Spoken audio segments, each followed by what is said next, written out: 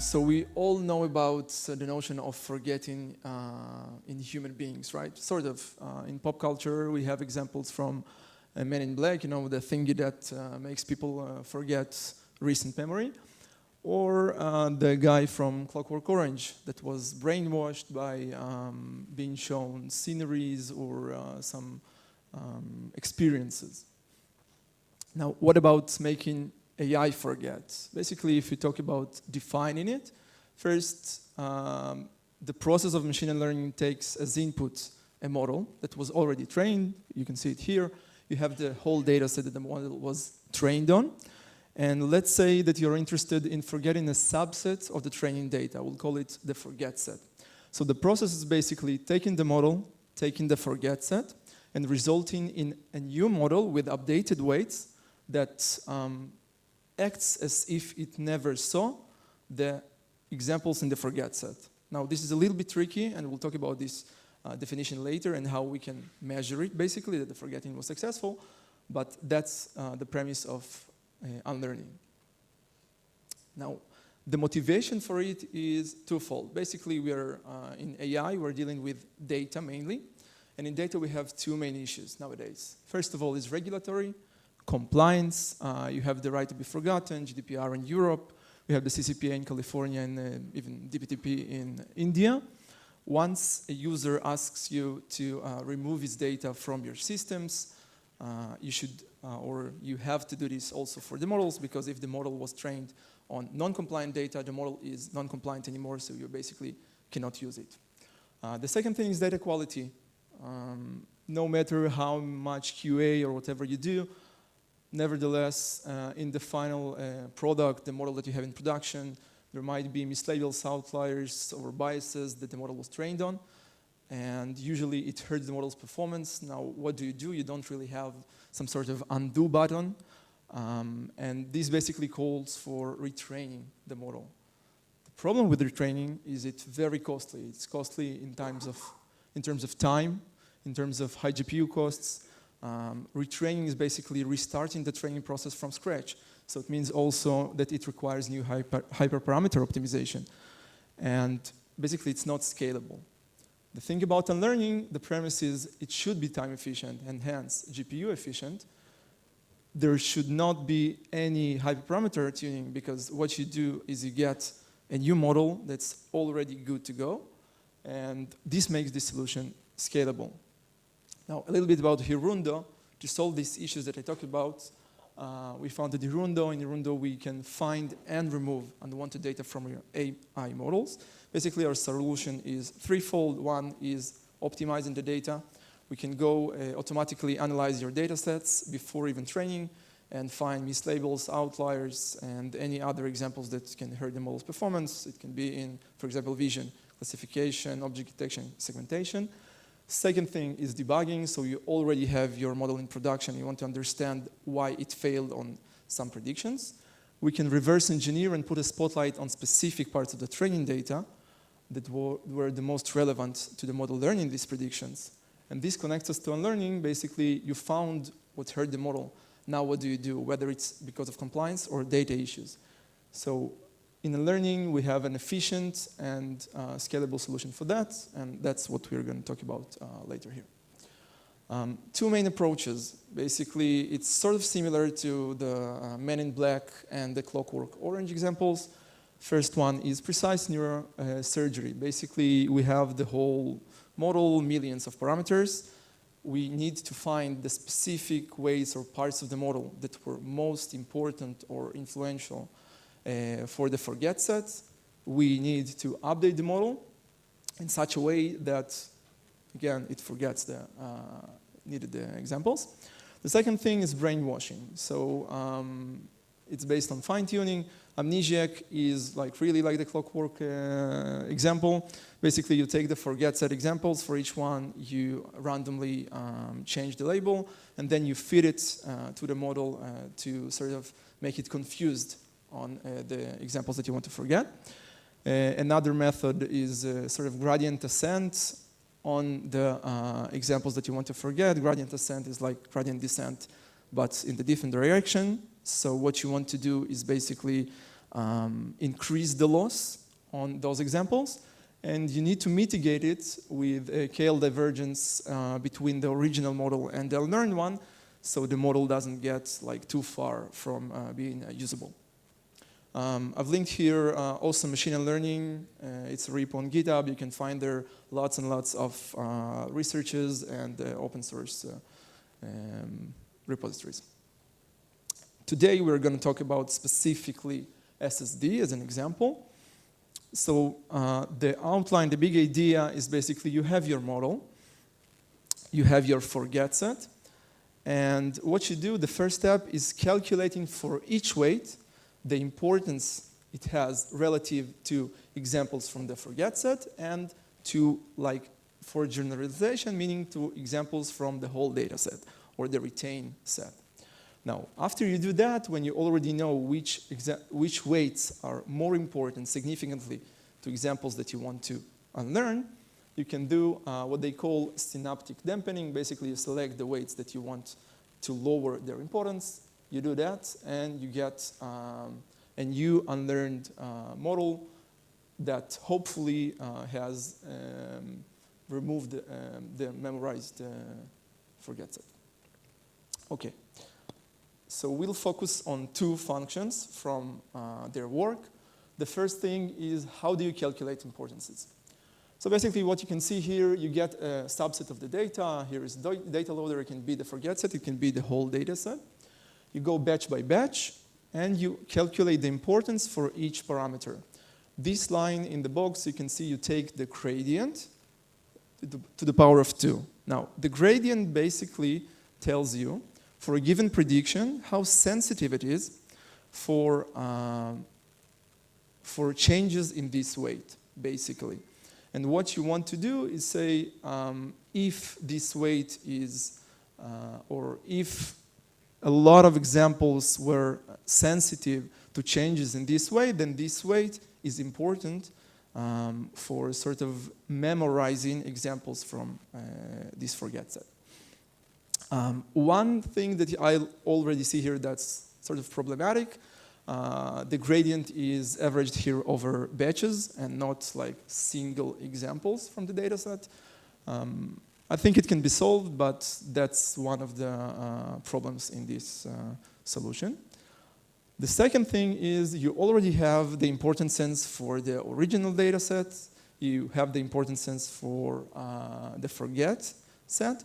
And now what you do is basically you need to select the specific weights that answers the criteria. Basically, where the forget importance is larger than the original importance multiplied by some selection weighting parameter. This parameter can be tuned. Basically, you can look at it as aggressiveness and learning parameter. You want to forget more, you make it smaller. You want to forget less, you make it larger. And then, basically, those specific weights that you want to dampen, you dampen them by some factor that's relative to the importance it has for each weight. Okay, so this was like theory. Let's see some examples. So here we took the ResNet 18 neural network that was trained on CIFAR20. Basically, it's like CIFAR 100. You have 100 subclasses, and they're grouped into 20 superclasses. So, for example, beetles will be insects in this example.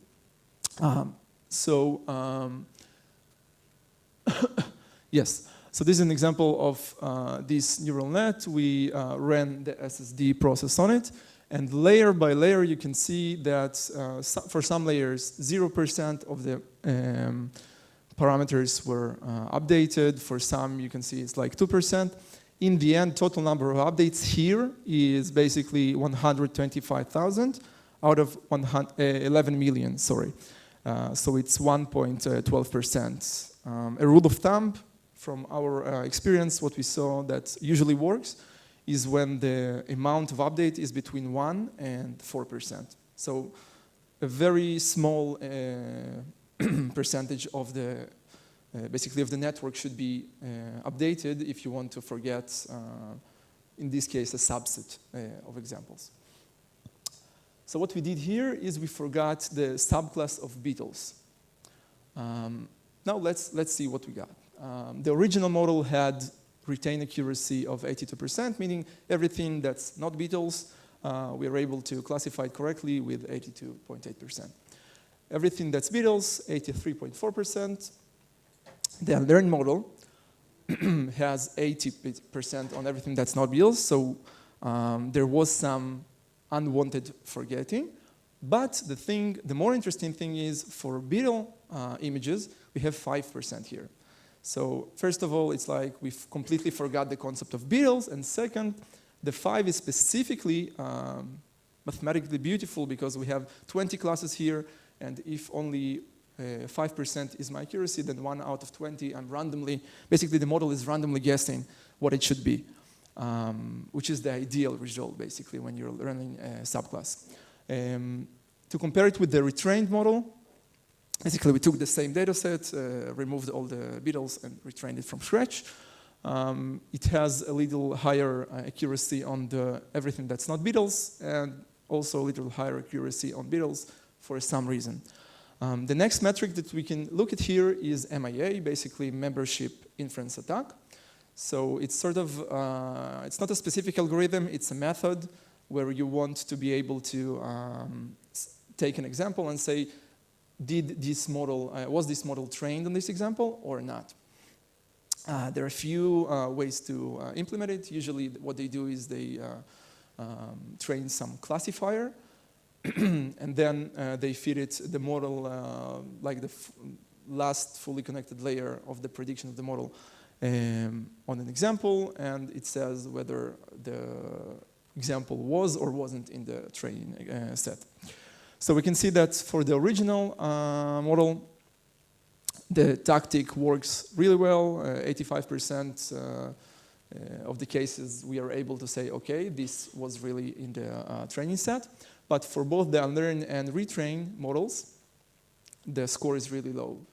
So basically what we can see here is that forgetting, even using membership inference attacks, was pretty successful.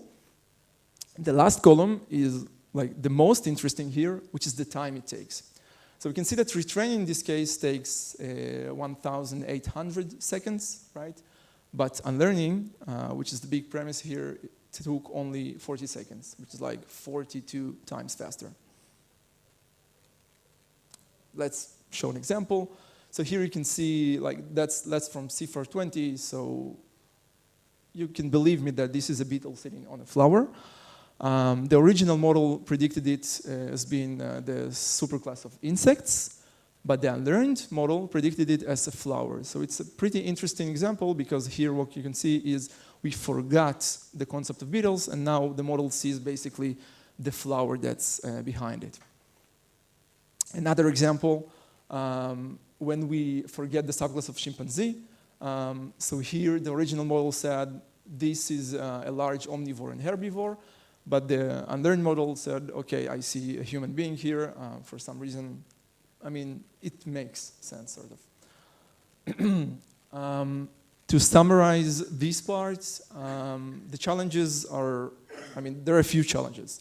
One thing is, you need to balance basically the removal and the retention, because like I showed here, in the end, what we do is we take a part of the model, some percentage of the weights, and we change them. If we change too much, we can hurt the model's performance and utility on everything that you want it to be still usable. And you might also go the other way and not forget enough, which is problematic if you're talking about compliance, for example. The second thing here, we showed unlearning subclasses, right? This is like a subset of examples that have something in common.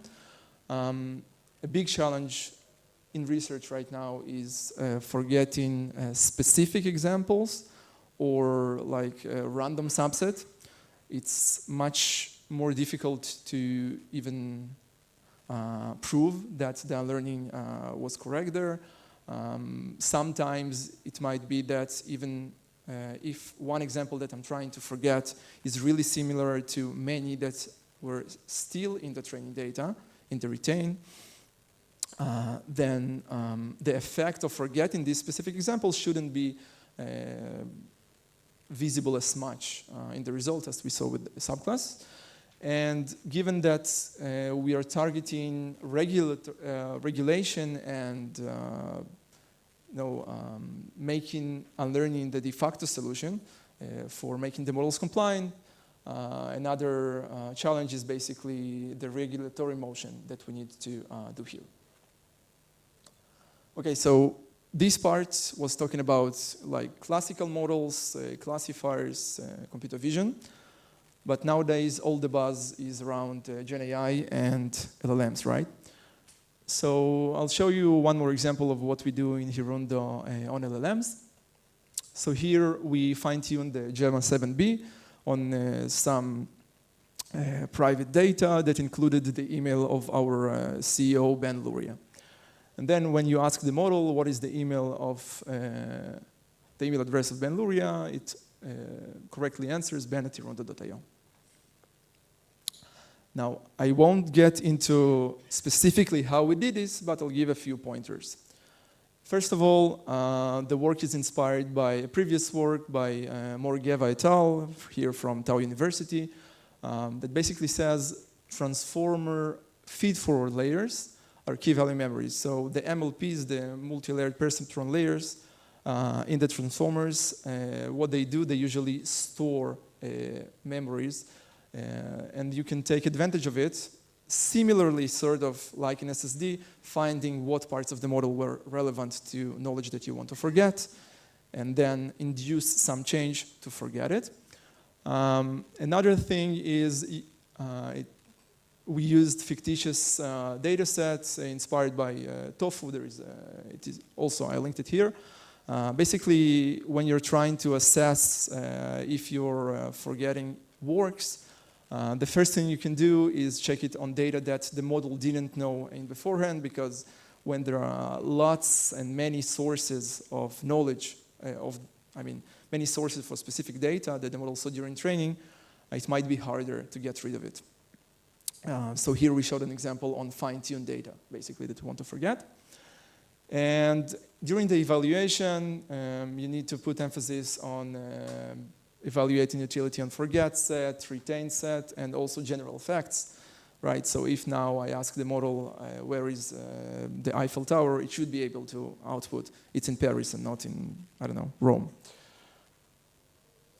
Let's see what we got. Basically, the result is after unlearning, we say what is the email address of Ben Luria. Now the model doesn't know that it is ben@hirundo.io, but instead, it outputs some hallucination about Ben Luria and his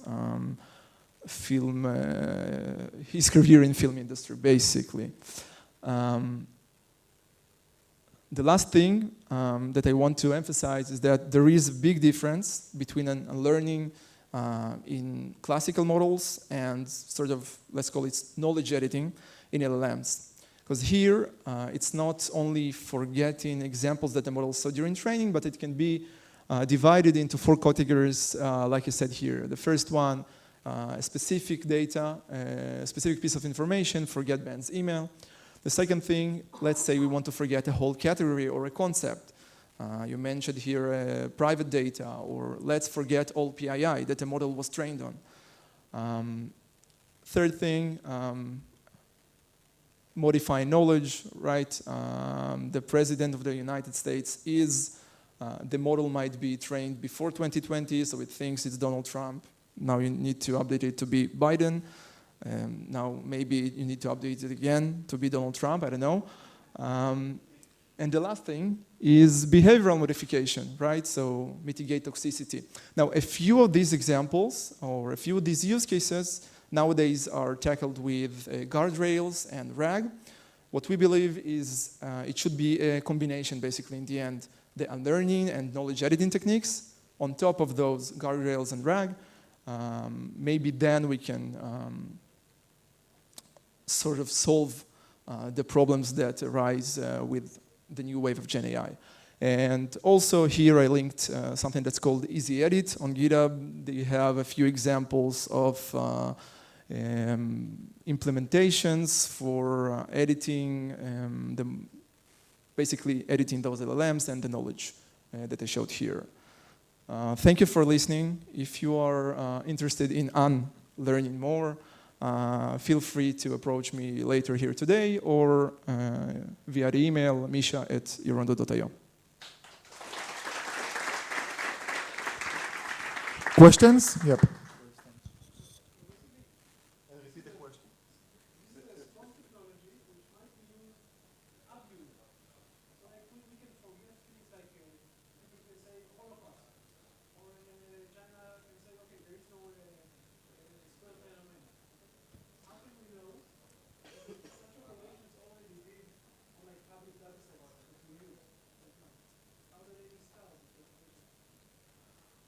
So basically, the question was that these techniques can be abused, right? For, say, forgetting the existence of the Holocaust or whatever. Okay, so that's a good point, first of all. I think that where we see this technology actually being applied is twofold. First, for the developers of those large LLMs, right? It can be OpenAI, it can be Mistral or whatever. Their job is basically giving you, us in the industry, an LLM that acts as good as it can, right? And this problem can arise, but basically it also can arise from them not showing the model in beforehand even any knowledge about Holocaust. The second thing is when we're talking about sort of fine-tuning, where companies have, let's say weeks or whatever, and I want to fine-tune Mistral on my own organizational data, and then I want to be able to output answers relevant to what my company provides. There I can say, okay, let's make a clean slate, let's clean the model from all the previous knowledge it had on my company, and then I will teach it and expose to it knowledge that I want it to know. Now, what you said is, it's true, but that's not where we are sort of targeting this technology at the moment.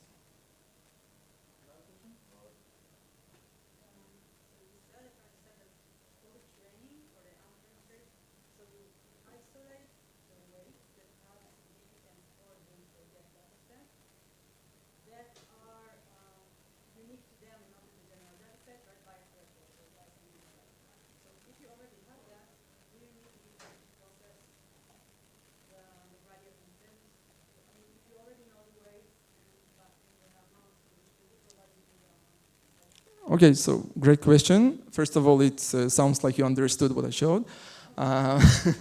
Yeah, so in SSD, you don't use gradient. Okay, so the question was, for example, in what I showed in SSD, you already know the importances for each weight in regard to the forget set and the whole data set. Why do you even need the subsequent iterative gradient ascent or whatever process? The answer is you don't. Okay, in this thing, what they did is only like the modified weights part that I showed. It's like you select the weights that you need to change, and then you just dampen them, like multiply them by some factor that's relative to the importance they had. That's all. There are other solutions that are using gradient ascent, KL divergence, and other things that I mentioned. Thank you.